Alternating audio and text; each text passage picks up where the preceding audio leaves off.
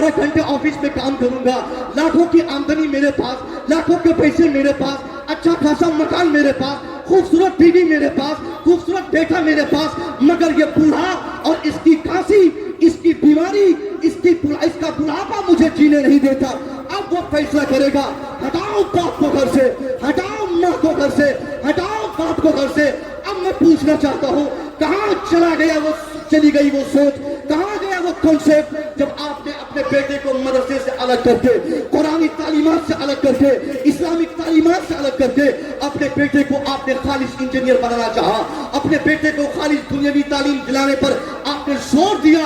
यही नतीजा है जब एक आदमी कुरान की तालीमात से बगावत करेगा, जब एक आदमी मदरसे में पढ़ने वाले उलमा को गालियां देगा और इनको जलील व हकीर समझेगा, उसी का बेटा पागल होगा, उसी का बेटा उसे घर से भगाएगा, उसी का बेटा उसे जूतियों।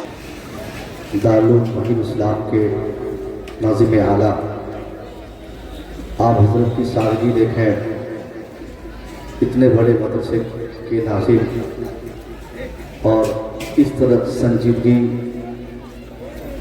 इनके चेहरे से समझ में आती है। ये इस बात का नतीजा है कि ये बंदा कौम के लिए बहुत ज़्यादा गंभीर है।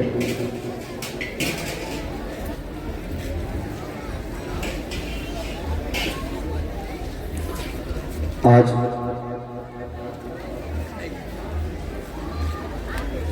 मुंबई के इस कोवड़ी के पढ़े लिखे माहौल में आप और हम देखेंगे कि इस जामिया की खिदमत के बाद हमारे समाज से बच्चे कुरान पाक हिफ्ज़ करके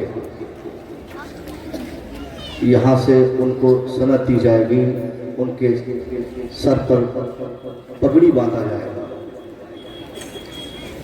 दुनिया की सबसे बड़ी किताब का पढ़ने वाला दुनिया का सबसे अच्छा इंसान होता है। दुनिया में एक आदमी अपने वक्त का चाहे जितना बड़ा बादशाह बन जाए, मगर वो हाफिज़ कुरान का मुकाबला नहीं कर सकता।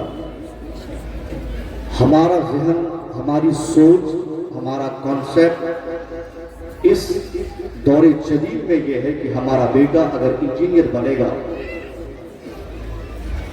कम से कम 1 लाख पर मंथ इनकम होगी। डॉक्टर बनने के बाद तो लूट की फैक्ट्री खोल देगा। दूसरे शोबेजात में हमारे बच्चे अगर अपनी किस्मत आजमाएंगे तो मुमकिन है कि हम बहुत जल्द अपने इलाके के सबसे बड़ा अमीर आदमी बन जाए। हमारा दिमाग कहता है कि डॉक्टर इंजीनियर से बेहतर, कोई कहता है इंजीनियर डॉक्टर से बेहतर, मगर दुनिया का सबसे बेहतर इंसान ने जिसे बेहतर कहा, उनकी बात मानी जाएगी, बाकी किसी की बात नहीं मानी जाएगी। अल्लाह के रसूल ने फरमाया, खैरुकुम मन तअल्लमल कुरान व अल्लमा, who reads Quran and teaches is better than you. तुम में जो कुरान पढ़ता है, दूसरों को पढ़ाता है, वो तुम में बेहतर है। डॉक्टर बेहतर है मगर सबसे बेहतर नहीं। इंजीनियर अच्छा है मगर सबसे अच्छा नहीं। एक प्रोफेसर की जरूरत है मगर वो समाज की सबसे बड़ी जरूरतों को सॉल्व नहीं कर सकते। अल्लाह के रसूल ने फरमाया कि तुम में सबसे बेहतर वो इंसान है जो कुरान पढ़ता है और दूसरों को पढ़ाता है। तो जब कुरान पढ़ने वाला दूसरों को पढ़ाने वाला सबसे बेहतर हो सकता है, तो क्या आज अल्लाह के रसूल के फरमान के मुताबिक हम अपने कॉन्सेप्ट का मुकाबला करें? क्या हमारी निगाहों में कुरान पढ़ने वाला सबसे बेहतर है? हमने तो कुरान पढ़ने और पढ़ाने वाले को भिखारी समझा है। हमारा ज़हन यह कहता है कि जहां कुरान पढ़ाया जाता हो, जो कुरान पढ़ता हो, जो कुरान पढ़ाता हो, वो समाज का दबा कुचला फतियानूसी लोग हैं, वो पुराने ख्यालात के हैं। जो कुरान पढ़ता है उनको क्या अकल है? वो तो सिर्फ अली बाता के बाद कुरान याद कर लिया। उनके लिए दुनिया की कोई भलाई नहीं। सारी दुनिया की भलाई हमारे उस बेटे के लिए जो अपने वक्त का इंजीनियर बन गया, जो अपने समाज का डॉक्टर बन गया, جو وقت کا پروفیسر بن گیا, جو ایک بڑا بزنس مین بن گیا. ہاں صاحب, قرآن نے, اسلام نے, مسلمانوں نے, ہمارے مدارس نے دنیا کے کسی شعبے میں تعلیم حاصل کرنے کے لیے ہم کو روکتا نہیں ہے, مگر ہم کو یہ فیصلہ کرنے پر کس نے مجبور کیا کہ جو قرآن پڑھتا ہے وہ دقیانوسی ہے, جو قرآن پڑھتا ہے وہ قدیم زمانے کے ماننے والے ہیں, جو قرآن پہ عمل کرتا ہے ان کا ویلیویشن, ان کی مہتوتا, ان کی اہمیت دنیا میں کمزور ہے. ہم اس لیے ایسا کہتے ہیں کیونکہ ہم دیکھتے ہیں کہ قرآن پڑھنے والے چندے کے سہارے, قرآن پڑھانے والے چندے کے سہارے مدارس بناتے ہیں. اس مدارس میں وہ لوگ پڑھنے آتے ہیں جو سماجک اعتبار سے, جن کے گھر میں کئی دنوں تک چولہے صحیح سے نہیں چل پاتے, جن کی ماں, جن کے باپ, جن کے بھائی, جن کے بہن, جن کے گھر کے دوسرے افراد بالکل فاقہ کشی کے ماحول سے دوچار رہتے ہیں, انہی کے بچے یتیم خانے میں پڑھتے ہیں, مدارس میں پڑھتے ہیں. اچھا خاصا انسان, کھاتے پیتے گھر کا آدمی, جن کے پاس پیسے کی فراوانی ہو, جن کے پاس مال ہو, جن کے پاس دولتوں کی ریل پیل ہو, ان کی سوچ یہ ہے کہاں میرا بیٹا معین اسلام جائے گا, میرا بیٹا پڑھے گا انگریزوں کے اسکول میں, میرا بیٹا پڑھے گا ایک بڑھیا کالج میں, وہاں سے میرا بیٹا پڑھ کر اچھا انجینئر بنے گا. نتیجہ کیا نکلتا ہے, ایک باپ چند پیسے کی تکمیل کے لیے, چند پیسے کمانے کے خاطر اپنے بیٹے کی تربیت کو چھوڑ کر صرف اس کی تعلیم پہ توجہ دیتا ہے. قرآن پاک کی تعلیمات کو درکنار کر کے وہ باپ اپنے بیٹے کو کالج, اسکول میں ڈال کر اپنے بیٹے کو اونچے لیول پہ بٹھانا چاہتا ہے. اس کا بیٹا ڈاکٹر بنتا ہے, اس کا بیٹا انجینئر بنتا ہے. نتیجہ پھر کیا نکلتا ہے, انجینئر بیٹا انجینئر بننے کے بعد لاکھوں کی کمائی ہوتی ہے. اب لاکھوں کمانے والا آدمی جب وہ اپنی آنکھوں سے دیکھے گا رات کے 11 بجے ایک ڈاکٹر اپنے کلینک سے واپس گھر آتا ہے, ایک انجینئر اپنے چیمبر سے گھر پہنچتا ہے, ایک پروفیسر اپنے کالج سے واپس آتا ہے, وہ دیکھتا ہے کہ 24 گھنٹے تھکنے کے بعد جب میں گھر آتا ہوں میرا بوڑھا باپ چلاتا ہے, بوڑھی ماں چلاتی ہے. اب وہ لڑکا انجینئر, ہمارا وہ ڈاکٹر بیٹا, ہمارا وہ پیسے والا بیٹا, اس کا دماغ کہتا ہے کہ گھر میں ہم کو سکون نہیں ملتا, یہ بوڑھا ہمیں سونے نہیں دیتا, اس کی کھانسی, اس کی بیماری ہمیں سونے نہیں دیتی. اب وہ بیٹا بولتا یہ ہے کہ چلو چند پیسہ دے کر ہم اپنے باپ کو کسی اور ہاؤس میں ڈال دیتے ہیں, اس کے رہنے سہنے کا انتظام, ان کے کھانے پینے کا انتظام, ان کے جینے کا انتظام, ان کی زندگی کے بچے ہوئے دن کسی اور ہاؤس میں گزریں گے. کیونکہ اگر یہ بوڑھا میرے ساتھ رہے گا میں 12 گھنٹے آفس میں کام کروں گا, لاکھوں کی آمدنی میرے پاس, لاکھوں کے پیسے میرے پاس, اچھا خاصا مکان میرے پاس, خوبصورت بیوی میرے پاس, خوبصورت بیٹا میرے پاس, مگر یہ بوڑھا اور اس کی کھانسی, اس کی بیماری, اس کا بڑھاپا مجھے جینے نہیں دیتا. اب وہ فیصلہ کرے گا, ہٹاؤ باپ کو گھر سے, ہٹاؤ ماں کو گھر سے, ہٹاؤ باپ کو گھر سے. اب میں پوچھنا چاہتا ہوں کہاں چلی گئی وہ سوچ, کہاں گیا وہ کنسپٹ جب آپ نے اپنے بیٹے کو مدرسے سے الگ کر کے, قرآنی تعلیمات سے الگ کر کے, اسلامک تعلیمات سے الگ کر کے اپنے بیٹے کو آپ نے خالص انجینئر بنانا چاہا, اپنے بیٹے کو خالص دنیاوی تعلیم دلانے پر آپ نے زور دیا. یہی نتیجہ ہے جب ایک آدمی قرآن کی تعلیمات سے بغاوت کرے گا, جب ایک آدمی مدرسے میں پڑھنے والے علماء کو گالیاں دے گا اور ان کو ذلیل و حقیر سمجھے گا, اسی کا بیٹا پاگل ہوگا, اسی کا بیٹا اسے گھر سے بھگائے گا, اسی کا بیٹا اسے جوتیوں کی ٹھوکروں پہ نچاتا رہے گا. انسانیت کی تعلیم ہے اسلام کی تعلیم, مانوتا کی شکشا ہے اسلام کی شکشا.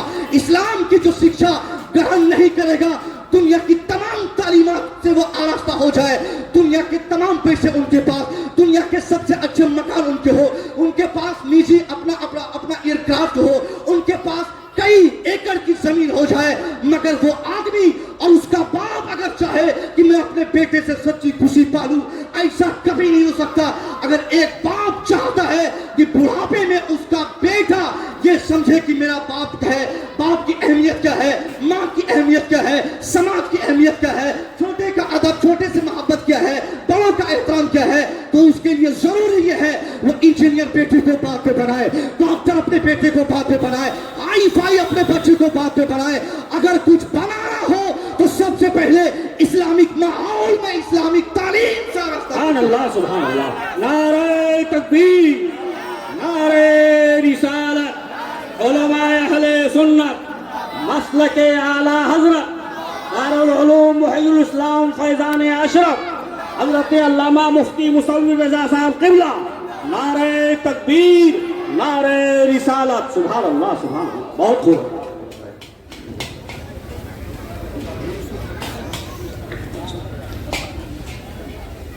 آج حالات اس قدر کروٹ لے لیے صاحب،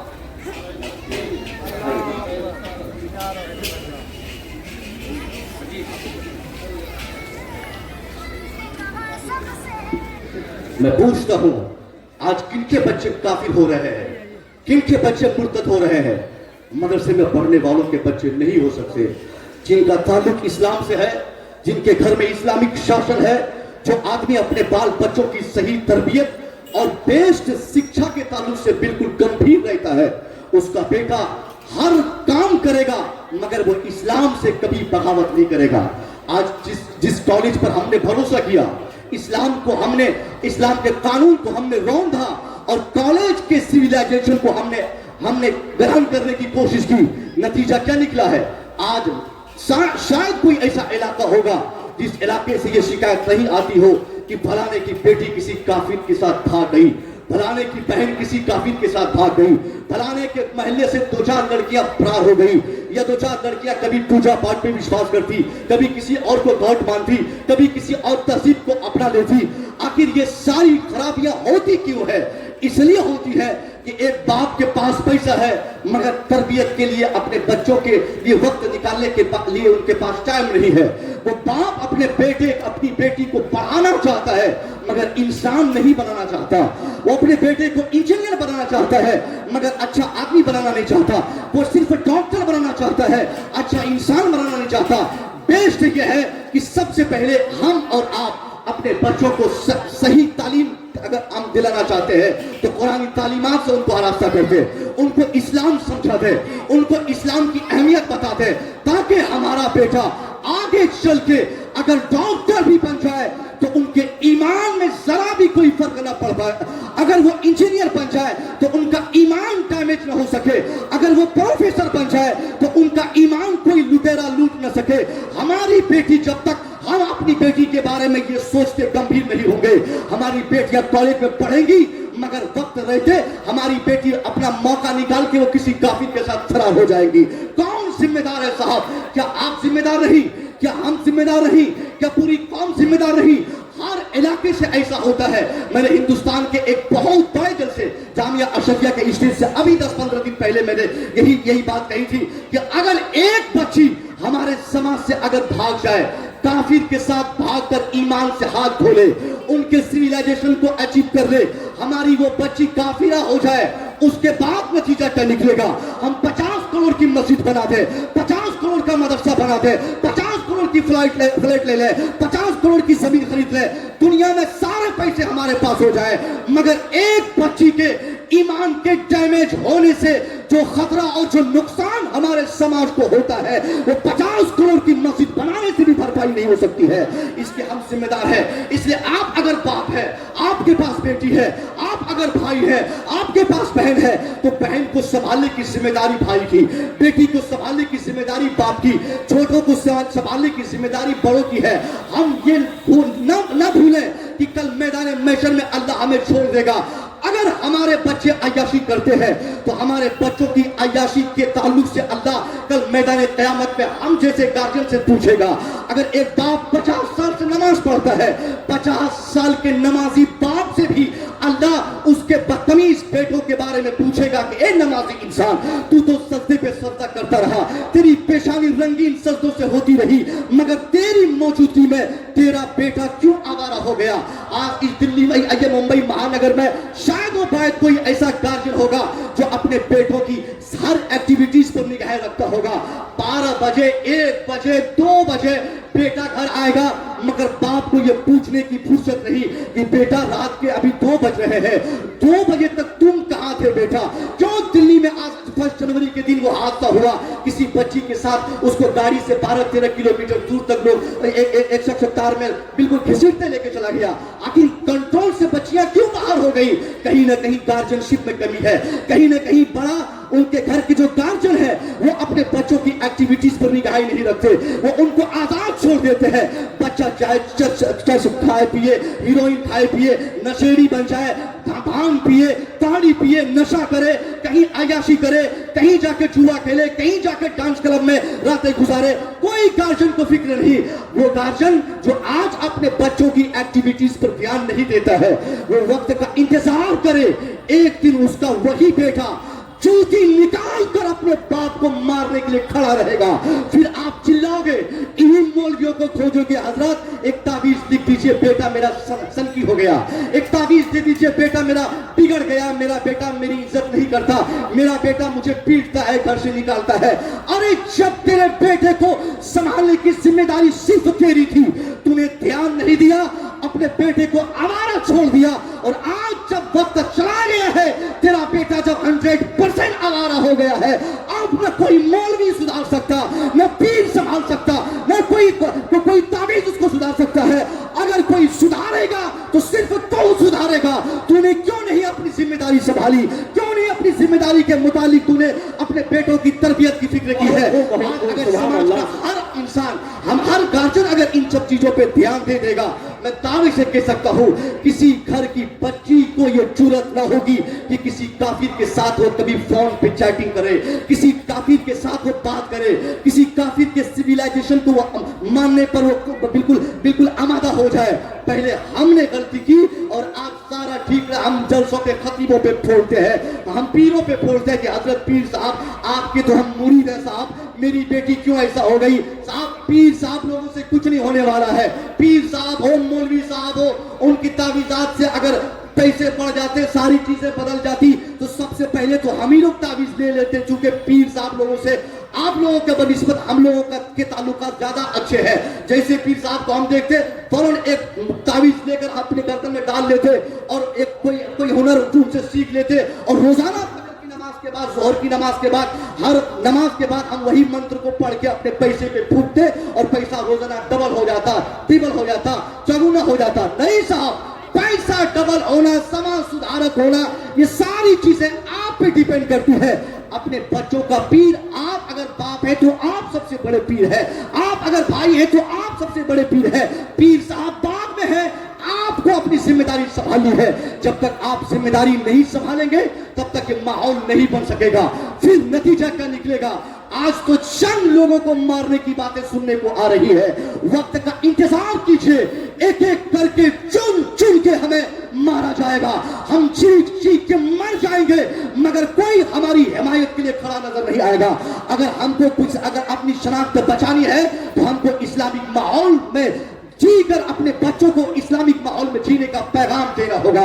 ये वो बाप कर सकता है जो बाप खुद नमाजी होगा, तब अपने बच्चों को नमाज सिखाएगा। वो बाप जो शराब नहीं पिएगा, वो अपने बच्चों को शराब की खराबियों का इल्म देगा। और जो बाप खुद ताड़ी पिए, शराब पिए, इंजेक्शन नशे का ले और वो खुद नशे की दवाई खाए, वो बाप ये तमन्ना करना छोड़ दे कि उसका बेटा हाफिज कुरान बन जाए, उसका बेटा नेक इंसान बन जाए, उसका बेटा आलिम दीन बन जाए, उसका बेटा अच्छा डॉक्टर और बेहतर इंजीनियर बन जाए। नहीं साहब, ऐसा कहां होता है? हमने देखा है शराबी का बेटा आलिम बन गया, मगर फिर भी आलिम बनने के बाद भी 5 वक्त वो बेटा नमाज नहीं पढ़ पा रहा है, क्योंकि उसका बाप शराबी है। अब बाप के शराब पीने की वजह से उसकी गलत आदत उसके बच्चों में सरायत कर गई है। एक ही रास्ता है कि एक बाप अपने बच्चों को नमाज पढ़ने का आदी बनाए। रोजाना वक्त 5-4 बजे, जैसे 4 बजे अजान हो फजर की, फौरन अपने बेटे को जगाए। 5-7 दिन तक गारंटी से आप अपने बच्चों को फजर की नमाज के लिए जगाइए कि बेटा चलो नमाज पढ़ ले। आप भी नमाज पढ़ने निकलिए, अपने बच्चों को भी नमाज की दावत दीजिए। 4-5 दिन आप अगर अपने बच्चों को अजान होते ही जगा देंगे, उसके बाद 1 हफ्ता गुजरने दीजिए। 1 हफ्ते के बाद अजान से पहले आपका बेटा इंतजार करेगा कि इधर अजान होगी, इधर अब्बा को मैं जगाना शुरू करूं। सुभान अल्लाह, सुभान अल्लाह, बहुत खूब, बहुत खूब। हमने क्या किया? ہم تو ساری ذمہ داری جلسوں پہ تھوپ دیتے ہیں، مدرسوں پہ تھوپ دیتے ہیں کہ مدرسے کی کیا خدمات ہے صاحب، مدرسے والے کیا کرتے ہیں. یہ کیا کم ہے؟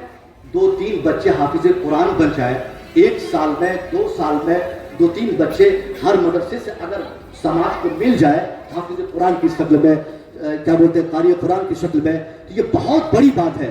کالج، اب میں گارنٹی سے کہتا ہوں کالج میں 50 سال بھی ہمارا بیٹا پڑھ لے، مگر میں پوچھتا ہوں 50 سال پڑھنے کے بعد کیا کامیابی کی گارنٹی کوئی لے سکتا ہے؟ بول سکتا ہے کہ ہاں بھائی میرا بیٹا کامیاب ہو ہی جائے گا؟ کتنے بچے ہمارے کامیاب ہوتے ہیں؟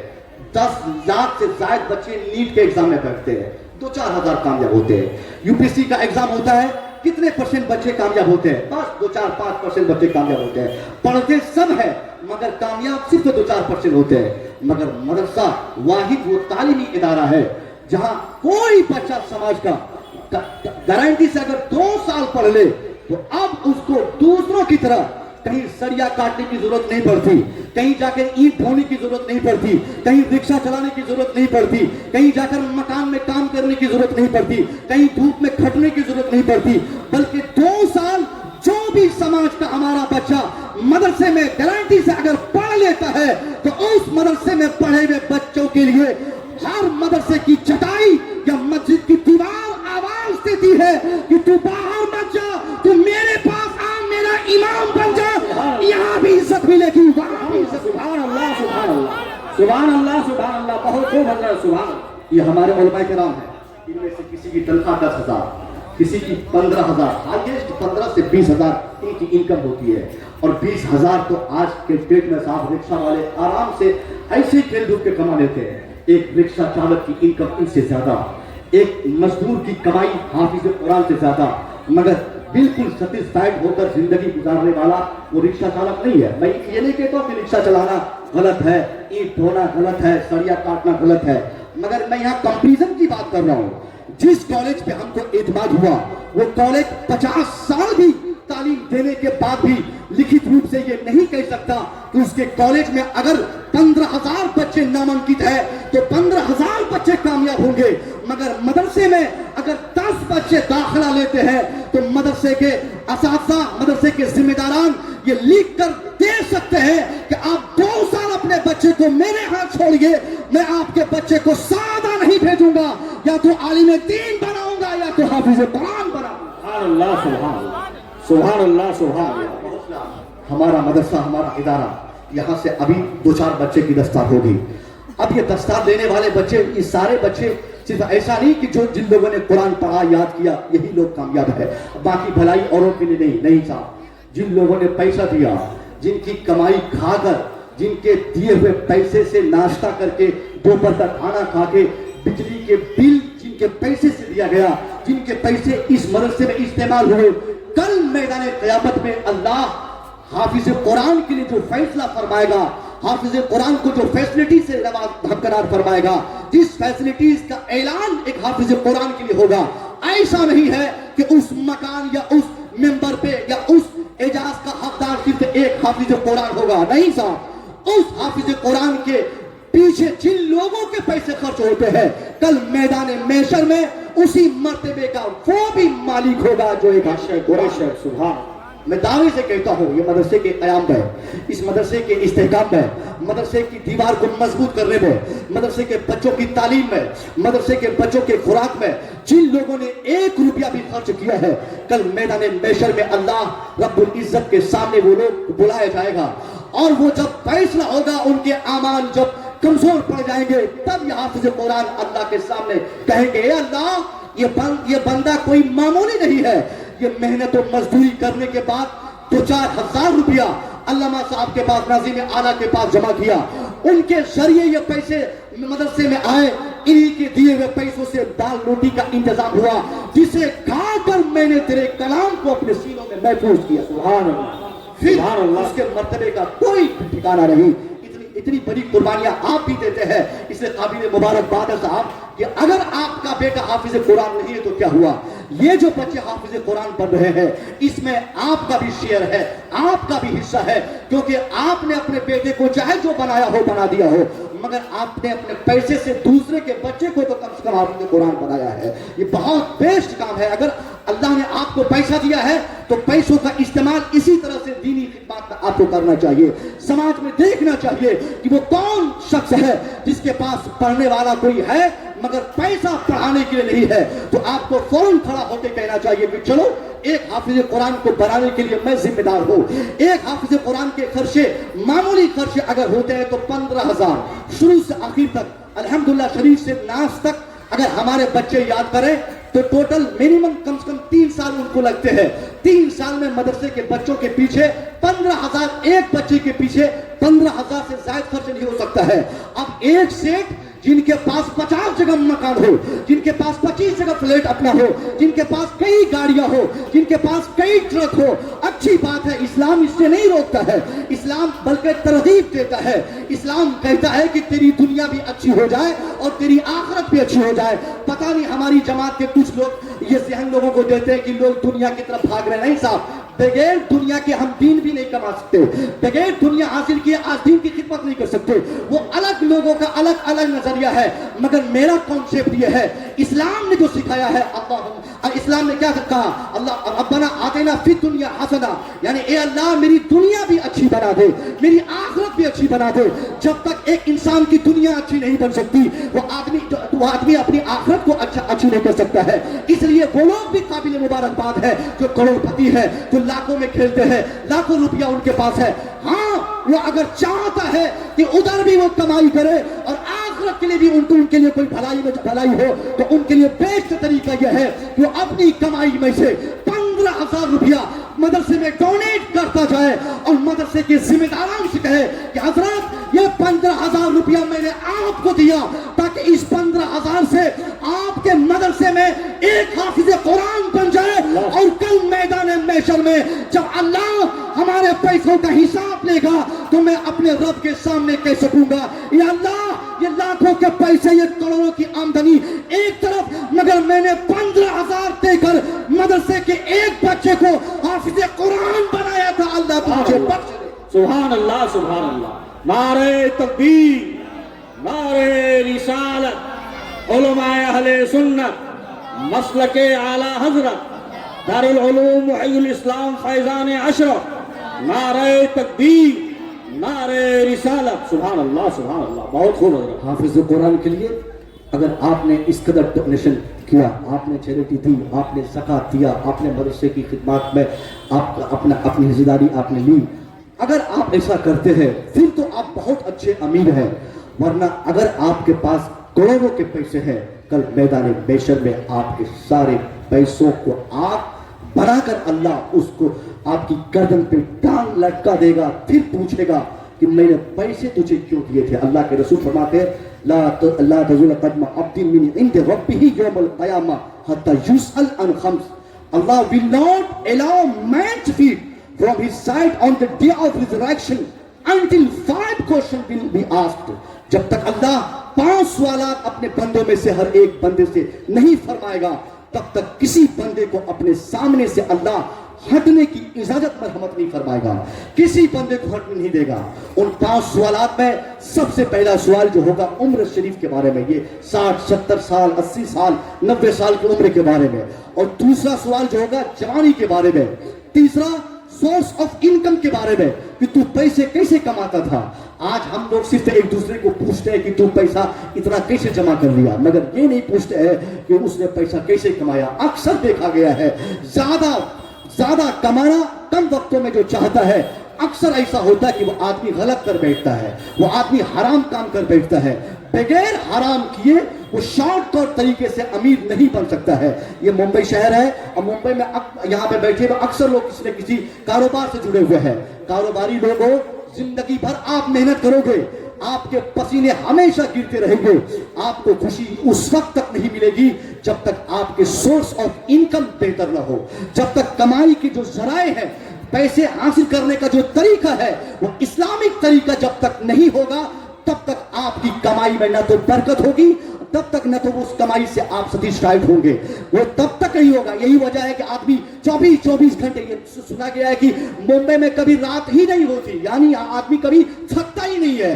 12 बजे, 1 बजे, 2 बजे तक लोग दौड़ भाग, भागम भागी लगी रहती है, लोग भागते रहते हैं पैसों के पीछे। अच्छी बात है, जितनी मेहनत हो आप करें, मगर आप देखें कि कौन सा तरीका जायज है, कौन सा तरीका नाजायज है। हराम का 1 रुपया भी अगर आपकी लाखों की कमाई में शामिल हो गया तो वही 1 रुपया आपके लाखों की कमाई को खराब करने के लिए काफी होगा। बेस्ट तरीका यह है कि हम हराम खोरी से भी बचें और हराम कमाई से भी बचें। जो आदमी जब तक हराम पैसा से परहेज नहीं करेगा तब तक उसकी कमाई से सही रिजल्ट उसको दिखाई नहीं देगा। एक शिकायत रहती है लोगों में कि हजरत अपने बेटे के पीछे मैं बहुत मेहनत करता हूँ, 24 घंटे मेहनत करता हूँ, महंगे और अच्छे स्कूल में पढ़ाता हूँ, अच्छे मदरसे में डालता हूँ, उसके बाद भी मेरा बेटा आज तक बदल नहीं पाया, आज तक चू का तू पड़ा है। हजरत क्यों नहीं इस पर कोई असर पड़ रहा है? उस आदमी को सोचना चाहिए, कहीं ना कहीं उसकी कमाई हराम की होती है और उसी हराम के पैसे से अपने बेटे को पढ़ाता है, जिसकी बुनियाद पर हराम पैसा जो बेटा लेके तालीम पाएगा, चाहे मदरसा में पढ़े या स्कूल में पढ़े, कॉलेज में पढ़े या डॉक्टर बने, कभी भी वो लड़का 100% कामयाब नहीं हो सकता है। कामयाबी उसके पैसे में होगी जो आदमी 200 पर डे कमाए और वो जायज तरीके से कमाएगा। वो 200 कमाने वाला 200 रुपया लेकर जैसे घर आएगा, उसी 200 रुपया में अल्लाह 2 लाख का सुकून अता फरमा दे। बहुत खूब, बहुत खूब। सुभान। लाखों की कमाई हराम की हो और वो हराम की कमाई हम घर ले आए, अब वो पैसा बीवी के बदन पे, वही पैसा बच्चों के बदन पे, बच्चों की तालीम में। इसी वजह से ना मेरी बीवी कभी मेरी बातों पे, ना मेरा बेटा मेरी बातों पे, ना मेरे बच्चों पे कोई असर मेरी कमाई पे। क्यों? क्योंकि हमने सोर्स ऑफ इनकम का जो तरीका हमने गलत इस्तेमाल किया। किसी का पैसा और ठग लिया, किसी को चूना लगा दिया, किसी से झूठ बोल के कमा लिया, किसी से बेईमानी कर लिया, किसी से दुश्मनी के हिसाब से दलाली। आजकल दलाली एक ऐसी गाली बन गई है साहब, दलाल उसको कहा जाता है साहब। यहां भी अगर कोई शख्स होंगे तो आप पूरा मत मानिएगा, अगर मान भी गए तो माफ कर दीजिएगा, क्योंकि सच्चाई यही है। आज दलाली एक फैशन वाला लफ्ज है, शौक से लोग बोलते हैं कि हम दलाली करते हैं। हजरत कौन सी दलाली करते हैं? इस मकान को लेना, उसके पास बेचना, इसकी कंघी उसके सर बेच उसको बेच देना, इसकी टोपी उसके सर दे देना, यानी इसको लोग दलाल कहते हैं। और दलाल को किसी अलग एंगल से हमने इस्तेमाल किया है, यानी जो झूठ फूस बोलकर किसी का माल किसी को टिका दे, उसी को दलाल कहा जाता है। नहीं साहब, वही तो हराम है इस्लाम में, इसी की ममानियत है इस्लाम में। इस्लाम ये कहता है तू अगर करोड़पति बनना चाहता है तो तरीका सही होना चाहिए, रास्ता सही होना चाहिए। अगर रास्ता सही नहीं है तो हट जा, गुर्बत की जिंदगी गुजार के झोपड़पट्टी में रह जा। झोपड़पट्टी में अल्लाह जो सुकून देगा वो करोड़ों के महल में सुकून नहीं मिलेगा। सुभान अल्लाह, सुभान अल्लाह। बहुत खूब, बहुत खूब। सुभान अल्लाह। 25 करोड़ का मकान खरीदने वाला पसीने छूटते हैं उनके, बोलता हजरत बहुत परेशान रहता हूँ, मौला साहब हालत खराब है मेरी कमा कर। आखिर 25 करोड़ के फ्लैट में जो रहते हैं, और जाहिर है उनका बेड भी तो 1 करोड़ का होगा। 1 करोड़ के बेड पर अगर आदमी को नींद नहीं आए तो उस आदमी को सोचना चाहिए कि कहीं न कोई मिसअंडरस्टैंडिंग उनकी जिंदगी में हुई है, जिसकी बुनियाद पर सच्ची खुशी का एहसास आज उनके सीने से निकल गया है। और वो मिसअंडरस्टैंडिंग क्या है कि हम जो चाहेंगे वही होगा, हम जहां चाहेंगे जाएंगे, हम जो चाहेंगे करेंगे। इस्लाम कौन होता है मना करने वाला? मुसलमान कौन होता है रोकने वाला? मौलवी कौन होता है मना करने वाला? वैसे भी आजकल मौलवियों की जबानों पे लोग ताले मार दिए हैं। खजांची हो, सिगरेटी हो, मुतवल्ली हो, वो साहब तो अपने को बहुत बड़ा तीसमार खान समझ लिया है। मैं अभी एक जलसे में कहा था कि साहब ऐसे अगर हमारे सिक्योरिटी खजांची लोग अगर जुल्म करते रहेंगे, ज्यादती करते रहेंगे, तो जरूरत पड़ेगी तो हम जैसा मौलवी ये बोल पड़ेगा कि अल्लाह जिससे नाराज होता है उसको किसी मस्जिद का खजांची बना देता है। जबकि हकीकत में ऐसा नहीं है। हकीकत ये कि अल्लाह जिससे बहुत ज्यादा खुश होता है उसी से मस्जिद का काम करवाता है, उसी से मस्जिद की खिदमत करवाता है, उसी को मदरसे और मस्जिद की जिम्मेदारियां देता है। मगर मुतवल्लियान आज हमारे ट्रस्टियान, हमारे मेंबरान आज वो ये समझते हैं कि ये मस्जिद, ये मदरसा, इसकी जिम्मेदारी अब इस मस्जिद का बादशाह में नौकर मौलवी लोग, बादशाह में खादिम ये लोग, اب وہ کہے گا اے مولوی صاحب کن کا گر گیا, اے مولوی صاحب یہ کام کیسے آپ نے کیا, اے مولوی صاحب ٹیوشن کا پڑھاتے ہیں, آپ ٹیوشن نہیں پڑھائے, نکلیے یہاں سے, بستر باندھیے نکلیے یہاں سے. صاحب کیا ہم کو عقل نہیں ہے, کیا ہم نے کبھی مسئلہ نہیں پڑھا, کیا ہم نے کسی عالم سے جانا نہیں کہ ایک عالم سے کیسی باتیں کرنی چاہیے, کس طریقے سے باتیں کرنی چاہیے.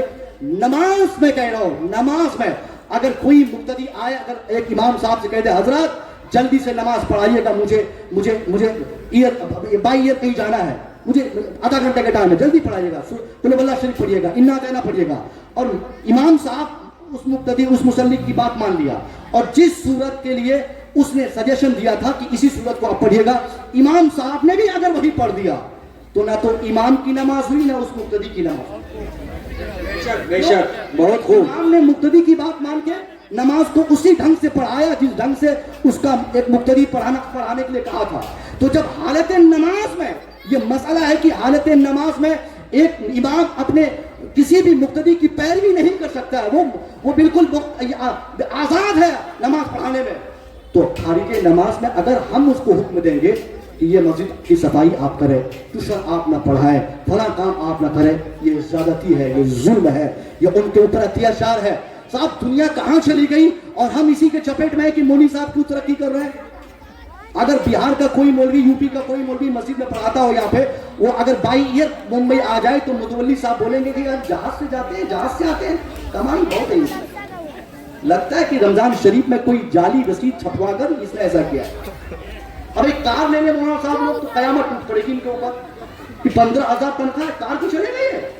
ارے صاحب آپ کا شوق ہونا چاہیے کہ اگر ہمارے پاس 25 لاکھ کی گاڑی ہے تو ہمارے امام کے پاس 50 لاکھ کی گاڑی ہو. اگر امام کو نہیں تو آپ کو دینا چاہیے, اس کے لیے راستہ تیار کرنا چاہیے کہ اگر آپ بلیٹ پہ چڑھ کے جمعہ کی نماز میں آتے ہیں تو آپ کا شوق ہونا چاہیے کہ جب نمازی مسجد کا بلیٹ پہ نماز پڑھنے آئے تو جو نماز پڑھانے آئے تو وہ کسی فارچونر گاڑی پہ آئے.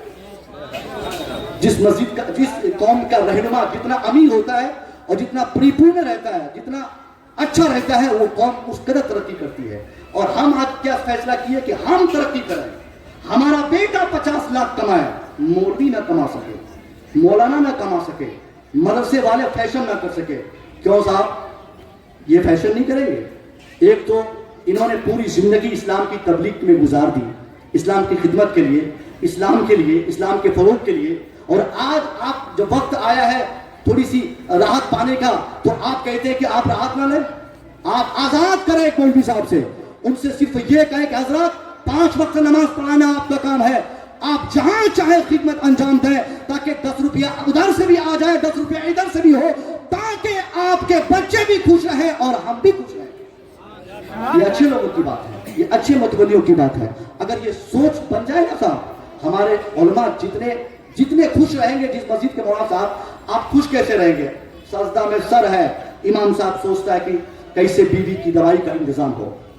اب وہ چلائے تبلیغ کرنے, تقریر کرنے اسٹیج پہ بیٹھا ہے اور دماغ میں بالکل فیصلہ کر رہا ہے کہ کیسے صبح ہم جائیں گے, کہاں سے پیسہ لائیں گے, کہاں سے بیٹے کو دیں گے. تو جس مسجد کے امام صاحب 24 گھنٹے گھریلو میٹر سے بالکل جیئیں گے, ٹینسلائزڈ رہیں گے, اور ٹینسلائزڈ آدمی 100% تبلیغی کام نہیں کر سکتا ہے. تبلیغ تب کرے گا جب وہ آدمی گھریلو اعتبار سے بالکل آزاد رہے گا, جب ان کو ایک سیکنڈ کے لیے بھی یہ نہ سوچنا پڑے کہ کہاں سے بیوی کی دوائی کا انتظام, کہاں سے بچوں کی اسکول کا فیس کا انتظام ہوگا. اس لیے آپ اپنے ائمہ کو جب بھی ملاقات کریں, علماء سے آپ ملیں تو 4-10 روپیہ جو آپ کے پاکٹ میں ہو ہمیشہ آپ دے دیں, ان سے دعائیں لیں. اگر ایک عالم دین آپ کے لیے دعا کر دے, آپ اگر رکشہ چالک ہے تو کیا ہوا, عالموں کی دعا لگے گی, اللہ اس رکشہ کی زندگی سے اٹھائے گا, فارچونیٹ کی زندگی میں بٹھا دے گا. اور اگر کروڑوں میں آپ اڑتے ہو اور بددعا فرما دے, ہوا میں اڑنے والے زمین پہ آ جائیں گے. ان کے پاس کچھ نہیں ہے تو کیا ہوا, ان کے پاس ایک آہ ایسی ہے نا, اگر کبھی بول دے کہ یا اللہ یہ کیا ہو گیا, میرے متولی نے کیوں مجھے نکال دیا. شرم نہیں آتی ایسے لوگوں کو جو بغیر نوٹس کیے, بغیر بتائے اپنے امام کو بولتے کہ بیوڑیا گجر سنبھال کے اور نکلیے یہاں سے. ارے آپ بھگا دو گے, آپ بدلا لو گے اپنی دشمنی کا, مگر آپ کو پتا نہیں وہ امام صاحب جب مسجد میں نماز پڑھانے آئے تھے اس سے پہلے انہوں نے اپنی ماں سے کہا ہوگا, امی میں اس بار ممبئی سے کما کر واپس آ کر پھر تیرے لیے دوائی کا انتظام کروں گا.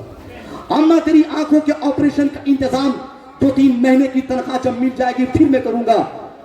اگر آپ نے نکال دیا تو پھر کیسے ان کی ماں کا علاج ہوگا, کیسے ان کی بیوی کی دوائی کا انتظام ہوگا, کیسے ان کے بچوں کی پرورش ہوگی. جب ایک عالم ستائے جائیں گے پھر دوبارہ کوئی سماج میں نہیں چاہے گا کہ میرا بیٹا عالم دین بنے, میرا بیٹا حافظ قرآن بنے. ویسے یہ پورے ہندوستان میں صرف 4.5% بچے مسلمانوں کے مدرسوں سے جڑے رہتے ہیں, 4.5% بچے مدرسوں میں پڑھتے ہیں, اور باقی 96% بچے ہمارے کالجوں میں پڑھتے ہیں. مگر وہ 96% بچے کامیاب نہیں, کامیاب یہی 4.5% بچے ہوتے ہیں. کوئی حافظ قرآن بن کر, کوئی مفتی بن کر, کوئی عالم دین بن کر. اس لیے آپ چاہتے ہیں یہ 4.5% آنے والے وقت میں 50% میں تبدیل ہو جائے, تو اس کے لیے ضروری اور لازم یہ ہوگا کہ جو عالم ربانی آج کے ڈیٹ میں آپ کی نگاہوں میں جھلک رہے ہیں ان کی عزت اس قدر کر دیں, وہ جب تک کھڑا رہے ان کے سامنے آپ بیٹھنے کی ہمت نہ کریں. ہو جائے آپ کروڑ پتی کو اپنے گھر کے لیے, مگر عالم سے بڑا آپ نہیں ہو سکتے. آپ کروڑ پتی ہیں تو اپنے گھر کے لیے, مگر حافظ قرآن سے بڑا نہیں ہو سکتے. آپ سیٹھ ہیں اپنے گھر کے لیے, مگر عالم دین سے بڑا نہیں ہو سکتے. اس لیے جس مسجد کا امام کھڑا رہے اس مسجد کا متولی کو بیٹھنے کی اجازت نہیں. جس مسجد کا امام کھڑا رہے اس مسجد کے متولی کو ان کے سامنے کچھ بکنے اور بولنے کی اجازت تک نہیں ہے. ایک آدمی اگر چاہتا ہے تو ان کے سماج میں ہر طرف عالموں کی تعداد بڑھتی ہے. جدھر نظر اٹھائے حافظ قرآن ہو, جدھر نظر اٹھائے عالم دین ہو. تو اس کے لیے کنڈیشن یہ ہے, یہ علماء دین, یہ مفتیان کرام, یہ حفاظ کلام, یہ قراء کی ٹیم, یہ چاہ ہم کو دی جائے. ان کے لیے ادب سے ہم کھڑے ہو جائے, ان کو عزت کے ممبر پہ بٹھا دے, ان کی تنخواہ انجینئر سے زیادہ کرے, ان کی کمائی ڈاکٹر سے زیادہ ہو. جب ایسا ماحول بنے گا تو سماج کے وہ بچے جو ساری بھلائی, ساری کمائی, ساری بھلائی دنیا کی صرف کالجوں میں تلاشنا چاہتے ہیں, وہ دیکھیں گے کہ ساری بھلائی کالجوں میں نہیں, ساری بھلائی تو مدرسے میں چھپی ہے. اس لیے کہ مدرسے میں پڑھنے والے حافظ قرآن کو 50,000 تنخواہ بھی دی جاتی ہے اور ان کے لیے استقبالیہ نعرہ بھی. سبحان اللہ, سبحان اللہ, بہت خوب, بہت خوب. سبحان پھر اللہ. کیا ہوگا کہ ہمارا سماج کا ہر بچہ ڈاکٹر بعد میں بنے گا, حافظ قرآن وہ پہلے بنے گا. انجینئر بعد میں بنے گا, وہ حافظ قرآن پہلے بنے گا. وہ پروفیسر بعد میں بنے گا, وہ حافظ قرآن پہلے بنے گا. کب ایسا ہوگا؟ جب ہم موجودہ دور کے جو علماء ہیں ان کی جب تک ہم عزت نہیں کریں گے تب تک ایسا ماحول نہیں بن سکتا ہے. اور جو ایسا ماحول بنے گا نہیں پھر کون قرآن پڑھے گا؟ آنے والے وقت میں اگر ایسے ہی ہم کرتے رہے کوئی حافظ بننا نہیں چاہے گا ڈر سے. اس لیے نہیں بنے گا, وہ دیکھے گا صاحب کیوں میں پھنسنے جاؤں. ایک آدمی کوئی دوسرا ہمارے سماج کا حافظ بن کے پچھتا رہا ہے, وہ افسوس کی زندگی گزار رہا ہے, پھر میں کیوں پھنسنے جاؤں. اس لیے جب کوئی حافظ نہیں بنیں گے, کوئی عالم تیار نہیں ہوں گے, کوئی مفتی نہیں بنیں گے, تو آپ بتائیے کون پھر نماز جنازہ کی تیاری کریں گے, کون پھر نکاح پڑھانے کے لیے اپنے آپ کو آمادہ کریں گے, کون پھر کلمے کی تبلیغ کریں گے, اللہ ایک ہے کا پرچار کون کریں گے, اللہ کے قانون کو زمین پر اس دھرتی پر کون نافذ کریں گے. یہی علماء کی ذمہ داری ہے. جب وقت آتا ہے ہم اپنے گھروں میں خاموش رہتے ہیں, ہماری گردنیں بچ جاتی ہیں, ہمارے بچے بچ جاتے ہیں, مگر دنیا کی کسی طاقت سے اگر بغیر ڈرے ہوئے حق کی آواز کوئی بلند کرتا ہے تو یہی علماء کی ٹیم ہوتی ہے, یہی عالم دین. سبحان اللہ, سبحان. اس لیے ان کی تبلیغ اور ان کی بہتری کے لیے ہم ہمیشہ اپنے آپ کو سمرپت کر دیں. ان کی خوراک کے لیے, ان کی اچھائی کے لیے, ان کی آشائش کے لیے, ان کے نورشمنٹ کے لیے, ان کی جہاں پہ پرورش ہوتی ہے اس مقام کے لیے, اس مدرسے کے لیے ہم ہمیشہ سوچتے رہے. حضرات آج تو یہ صدیق اکبر ڈے ہے, یعنی یوم صدیق اکبر. صدیق اکبر وہ عظیم الشان خلیفہ جن کو ہر اعتبار سے افضلیت حاصل ہے, وہ الگ ٹاپک ہے. انشاءاللہ پرسوں کسی ایک جگہ میں یہیں پہ بولوں گا اس ٹاپک پہ, مگر چونکہ بولنا ضروری ہے, چونکہ ان کا دین ہے تو بولیں گے ہی. ان کے تعلق سے ایک بہت پیاری بات میرے دماغ میں آئی ہے, وہ یہ کہ اللہ کے نبی نے ایک مرتبہ فرمایا تھا کہ چندے کی ضرورت ہے اسلام کے لیے, کچھ پیسے کی ضرورت ہے, کچھ پیسہ تم لوگ دے دو. اس مجلس میں بہت سارے صحابہ موجود تھے, سب لوگ اپنے اپنے اعتبار سے گھر گئے اور جن کے پاس جو سامان تھا لا کر ان لوگوں نے نبی کی بارگاہ میں پیش کیا. اسی مجلس سے حضرت فاروق اعظم اٹھے, اسی مجلس سے حضرت عثمان غنی کھڑے ہوئے, اسی مجلس سے حضرت صدیق اکبر بھی اپنے گھر گئے. فاروق اعظم, حضرت عثمان غنی اور حضرت ابو بکر صدیق تینوں عظیم الشان صحابہ ایک ساتھ نکلے. حضرت عثمان غنی جن کو اللہ نے بہت دعوتیں دی تھی, آپ نے 200 اونٹنیاں ला कर नबी की बारगाह में खड़ा कर दिया था, हुजूर ये रहा मेरा चंदा, ये रहे मेरे नजराने, इसे आप कबूल फरमा लें। हजरत उमर फारूक अपना घर गए, उसने क्या देखा कि उनकी दौलत जितनी थी उनको 2 हिस्सों में उन्होंने डिवाइड करके एक हिस्सा अपने बाल बच्चों के लिए छोड़कर बचे हुए हिस्से को नबी की बारगाह में लाकर पेश किया। अब उसी पीरियड में सिद्दीक़ अकबर जो एक गरीब सहाबी रसूल, उसने सोचा कि आज से पहले जब जब मुस्तफा करीम ने जिन जिन मकामात पर जिन जिन चीजों का मुतालबा फरमाया, हर तरह से मैं पहला पोजीशन हासिल किया, मैं आगे आया, मैं अच्छा मकाम पाया, मगर आज बात तो पैसे की आ गई है, बात तो माल की आ गई है, बात तो दौलत की आ गई है। मेरे पास उस्मान गनी की तरह ऊँटनियां नहीं कि मैं नबी की बारगाह में दे सकूं, मेरे पास फारूक आजम की तरह दौलत नहीं कि आधी दौलत नबी की बारगाह में पेश कर दूं। मेरे पास क्या है? अब सिद्दीक़ अकबर रोते रोते घर गए, अपने घर के चारों तरफ आपने इन्वेस्टिगेशन किया, कोई सामान कायदे का घर में जब नजर नहीं आया तो सिद्दीक़ अकबर ने देखा एक झाड़ू आपके घर में था, उसे आपने झोली में लिया, एक प्लेट थी उसे भी आपने ले लिया, एक चाकू था उसे भी ले लिया, बिस्तर था उसे भी ले लिया, एक सुथरा कपड़ा था आपके घर में रखा हुआ उसे भी आपने चंदे में शामिल करके मुख्तसर से चंदे को लाकर नबी की बारगाह में रख दिया और साइड में जाकर आप बैठ गए, सारों कतार रो रहे हैं। सरकार दो आलम ने फरमाया, ए उस्मान गनी आपने क्या पेश किया है?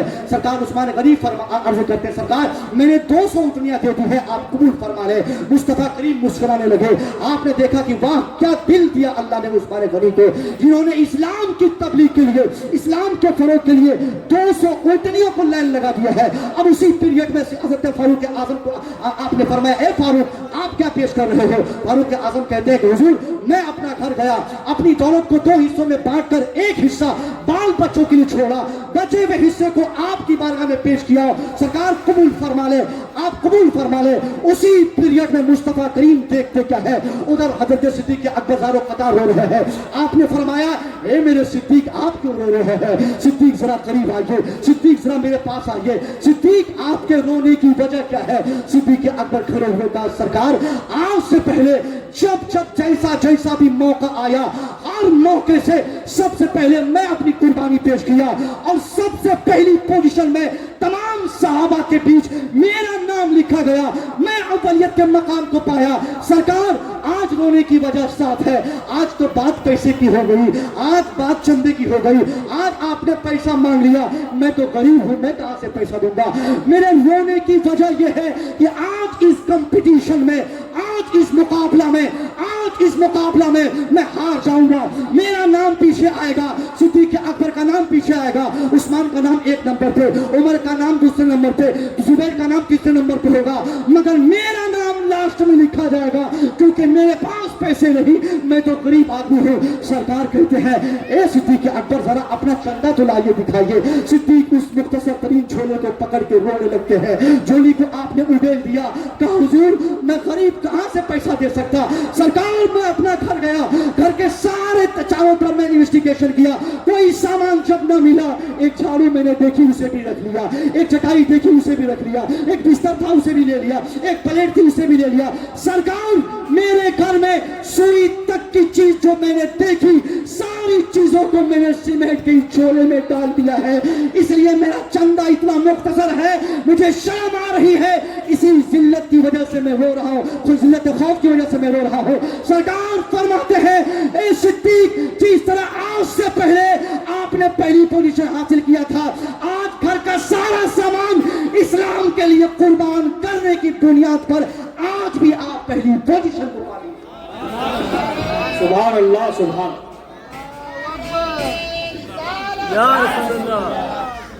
देखिए साहब, सिद्दीक़ अकबर ने ये कुर्बानी पेश की, हर मौके से बहुत बड़ी फजीलत। बस मुख्तसर में ये सिद्दीक़ अकबर तनहा वो साहब रसूल है जिनकी 4 पुश्तों में साहब सहाबियत का मर्तबा जिनको मिला है। आपके वालिद मोहतरम भी सहाबी, सिद्दीक़ अकबर भी सहाबी, सिद्दीक़ अकबर के बेटे भी सहाबी, सिद्दीक़ अकबर के पोते भी सहाबी, टोटल सहाबा, हर सहाबी का मकाम बहैसियत बसूरत सहाबियत सब लोग बराबर है, मगर कोई ऐसे सहाबी आपको नहीं मिलेंगे जो हर तरह से ऐसे हो जो जिनके 4 पुश्ते सहाबी हो, कोई नहीं सिद्दीक़ अकबर के अलावा। बातें बहुत सारी करनी थी, मगर मैं चाहूंगा इस सारी बात आप सुन लिए। अब निचोड़ इसका यह है آپ کے لیے یہ جامعہ کی خیردائی کے لیے مصفی رضا پورنیہ کا رہنے والا کل کلکتہ میں تقریر کیا، آج یہاں پہنچا ہے، اتنی طوالت کے بعد سفر کرنے کے بعد میں آپ تک آیا ہوں۔ میں دیکھنا چاہوں گا اس جامعہ کے لیے، جامعہ کے اساتذہ کے لیے، جامعہ کے ممبران کے لیے، ٹرسٹیان کی پشت پناہی کے لیے اتنے بڑے مجمع میں سے کون ہوں گے جو اپنی مرضی سے رقم لے کر اعلان کر سکتے ہو کہ حضرت میں اس جامعہ میں پڑھنے والے طلبہ کے لیے میں اتنا پیسہ دے سکتا ہوں؟ کون ہے اس بڑی محفل میں؟ ذرا پیش کرے اپنے آپ کو۔ یہی کامیابی ہے۔ کیا ہمارے پاس پیسے نہیں؟ صاحب چٹکیوں میں ہمارے پیسے 50,000 ختم ہو جاتے، مگر جن کے پیسے مدرسوں میں لگتے ہیں، طلبہ میں لگتے ہیں، علماء میں لگتے ہیں، مساجد و مدارس کی بناوٹ میں لگتے ہیں، وہ آدمی جان جائے کہ وہ اپنا انشورنس کرا لیتا ہے، وہ اپنا بالکل اپنی دفاع میں وہ ایسی زندگی گزارتا ہے اپنا پیسہ دے کر کہ اس آدمی کا کوئی نہ بچہ بیمار پڑ سکتا ہے، نہ بیٹی بیمار پڑ سکتی ہے، نہ بیٹا بیمار پڑ سکتا ہے، نہ بیوی بیمار پڑ سکتی ہے، نہ اس کو کبھی تھانہ جانا پڑے گا۔ جو رقم لے کر یہاں آئیں گے، میں چاہوں گا اس مجمع میں اللہ نے جن کو